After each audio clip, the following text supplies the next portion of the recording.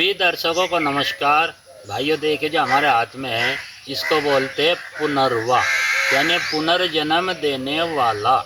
इसको साँठ भी बोलते हैं, पुनर्वा भी बोलते हैं। ये हमारे शरीर के लिए बड़ा ही गुणकारी पेड़ है भाई। औषधीय गुणों से बड़ा ही परिपूर्ण पेड़ है भाई। ये आज हम इसके औषधीय गुणों से परिचित कराएंगे एक एक कर। जैसे आँखों के लिए इसकी जड़ का पेस्ट या चूर्ण शहद में मिलाकर यदि आँखों पर लगाया जाए तो इससे आँखों का सभी रोग दूर हो जाते भाइयों। जैसे दूसरा, लीवर के लिए यदि किसी भाई का लीवर डैमेज हो, भूख ना लगती हो, लीवर घट रहा हो, बढ़ रहा हो, फैल रहा हो, तो ये सभी रोगों में बड़ा ही गुणकारी और लाभकारी पेड़ है भाई। यदि इसके काढ़े का या चूर्ण का सेवन किया जाए तो ये लीवर को दुरुस्त कर देता है और बड़ा ही लाजवाब हो जाता है भाई। इसके सेवन से लीवर की बहुत ही अच्छी दवाई है पुनर्वा। दूसरा, नपुंसकता में भी बहुत ही गुणकारी पेड़ है, क्योंकि ये तासीर से गर्म होता है भाइयों। इसकी तासीर, इसकी प्रकृति गर्म होती है भाइयों। इसके लिए इसके काढ़ा सेवन करने से नपुंसकता भी दूर हो जाती है भाइयों। तो पेड़ अपनी छाती की तरफ वो करो। बवासीर रोग में भी इसका काढ़ा चूर्ण बहुत ही लाभकारी और बवासीर को बहुत जल्द दूर कर देता है। इसका सबसे पहला गुण है टट्टी पेशाब को खोलना, इसलिए ये बवासीर रोग में भी बड़ा ही गुणकारी है और मोटापे का भी ये नाश कर देता है।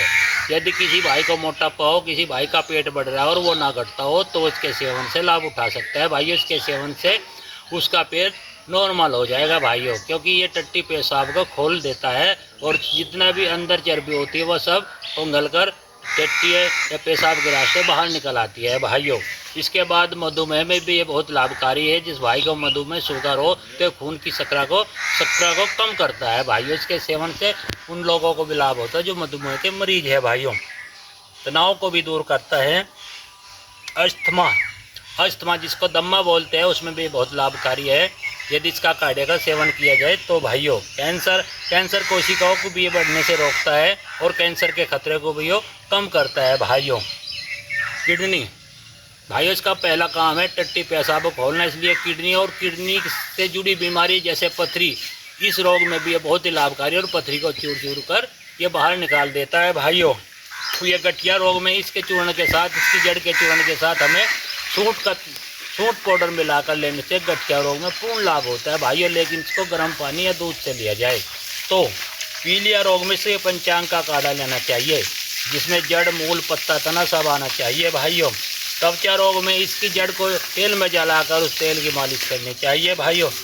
किडनी रोग में भी ये बहुत लाभकारी और त्वचा रोग में भी भाइयों। यदि किसी भाई को त्वचा रोग हो तो इसका तेल, इससे शोधित तेल की मालिश करने से तभी तरह का त्वचा रोग खत्म हो जाता है भाइयों। कीड़ों, ये आज हम एक इसका ऐसा प्रयोग बताएंगे जो आज तक किसी ने यूट्यूब पे ना बताया और ना बताएगा भाइयों। ये बहुत ही गुणकारी प्रयोग बताऊंगा आज इसका। यदि किसी जानवर के शरीर में कीड़े पड़ जाएं तो इसको केवल बांधने मात्र से ही वे सभी कीड़े मरकर झड़ जाते हैं। इसको खुआने देने की कोई जरूरत नहीं, केवल बांध दो रंगर के कांच में इसकी रस्सी बनाकर। पर उसकी है कि वो रस्सी जो है सूर्य छिपने के बाद ही बांटी जाए और उसको बांधने से जितने भी कीड़े पशु के अंदर है वे सब मरकर खुद पर खुद बाहर गिर जाते हैं भाइयों। इसका देखो कितना अच्छा लाभ है। ये एक जादुई पेड़ मान के चलो इसे इस रोग में के बांधने मात्र से ही सब कीड़े बाहर कर देता है भाई। इसे अच्छी तरह से देख ले। पुनर्वा है, पुनर्जन्म देने वाला।